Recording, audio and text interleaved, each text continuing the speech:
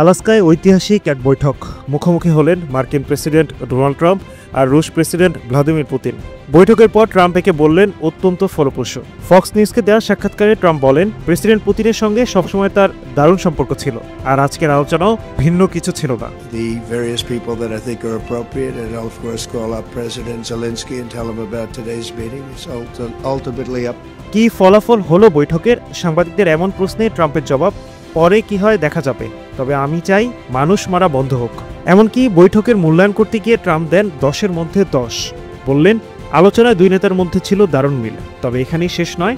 Trump জানালেন, এখন ইউরোপীয় দেশগুলোকে সম্পৃক্ত করে একটি চূড়ান্ত শান্তি চুক্তির দায়িত্ব নিতে হবে ইউক্রেনের প্রেসিডেন্ট জেলেনস্কিকে। শিগগিরই বসতে পারে রাশিয়া ইউক্রেন সরাসরি বৈঠক, যেখানে থাকবেন পুতিন আর জেলেনস্কি দুইজনেই।